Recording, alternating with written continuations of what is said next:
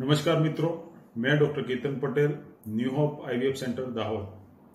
आज हम बात करेंगे टेस्ट ट्यूब बेबी यानी कि आईवीएफ में सक्सेस रेट कितना होता है। आपको मैं बताऊं कि सक्सेस रेट ऑलमोस्ट 50% होता है। अब सवाल यह होता है कि सक्सेस किसको मानते हैं। एक होता है प्रेगनेंसी पॉजिटिव आना। प्रेगनेंसी पॉजिटिव या तो केमिकल प्रेगनेंसी होती है, सिर्फ आपको ब्लड और यूरिन के रिपोर्ट में प्रेगनेंसी बताते हैं, उसको सिर्फ केमिकल प्रेगनेंसी बोलते हैं।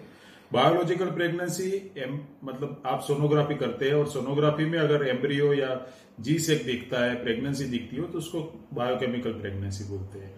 और ये कई बार ऐसा होता है कि आपको बायोकेमिकल प्रेगनेंसी या केमिकल प्रेगनेंसी हो गई, उसके बाद भी मिसकैरेज होते हैं। तो एक्चुअल सक्सेस रेट हम बात करेंगे कि take home baby rate. Take home baby rate मतलब आप आईवीएफ कराओगे और आप बेबी घर पे लेके जाओगे, उसका सक्सेस रेट क्या होता है। वो होता है 35 to 40% all over world wide. कहीं पर भी आप जाओ, ये तकरीबन 5-10% आगे पीछे हो सकता है, लेकिन 100% नहीं है, वो फैक्ट है। 40 to 50% के बीच में ये सक्सेस रेट रहता है। कई बार ऐसा होता है कि 10 to 15% केस में मिसकैरेज होता है।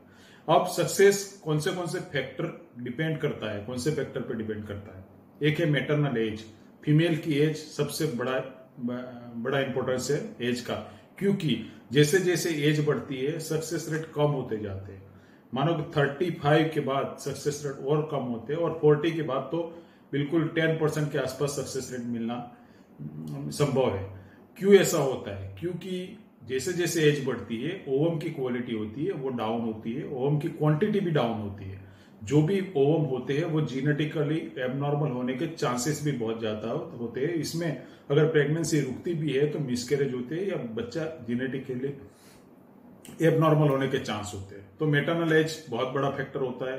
25 ईयर्स में आपका सक्सेस रेट मानो 50% है, तो वो ही आप 35 में 30% हो जाएगा, और 40 ईयर्स में तो ऑलमोस्ट 10% हो जाएगा।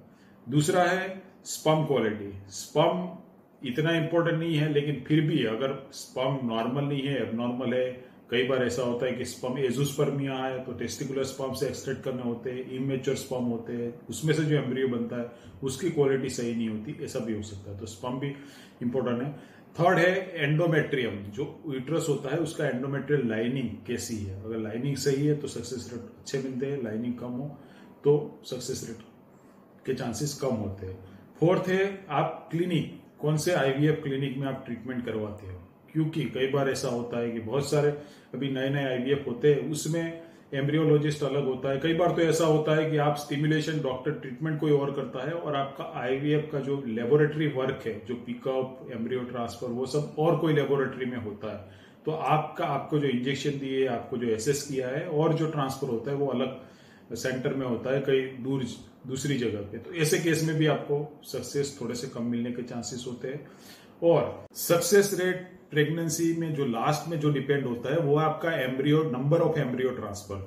जैसे जैसे higher number of embryo transfer करते हैं, ऐसे ऐसे प्रेगनेंसी के चांसेस बढ़ जाते हैं। लेकिन रिस्क होता है इसमें मल्टीपल प्रेगनेंसी, जैसे ट्विंस होते हैं, ट्रिपलेट होते हैं, और उसके भी बहुत सारे कॉम्प्लिकेशन होते हैं। तो nowadays it is recommended to transfer only single embryo. अभी नॉर्म्स चल रहा है कि सिंगल एम्ब्रियो ट्रांसफर, भले सक्सेस रेट थोड़ा सा कम हो, लेकिन मल्टीपल प्रेगनेंसी के बहुत सारे कॉम्प्लिकेशन होते हैं। जैसे कि ट्विंस और ट्रिपलेट होते हैं, तो उसमें से 25-30% केस में प्री मेच्योर डिलीवरी होने के चांस होते हैं। आपके हाथ में हो सकता है एक भी बच्चा सुरक्षित नहीं रहे। तो ऐसे मल्टीपल प्रेगनेंसी का भी डिसएडवांटेज है, तो वो भी एडवाइजेबल नहीं है। सिंगल एम्ब्रियो ट्रांसफर में ऑलमोस्ट आपको 40 to 50% एक्सेप्टेबल सक्सेस रेट है। Thank you.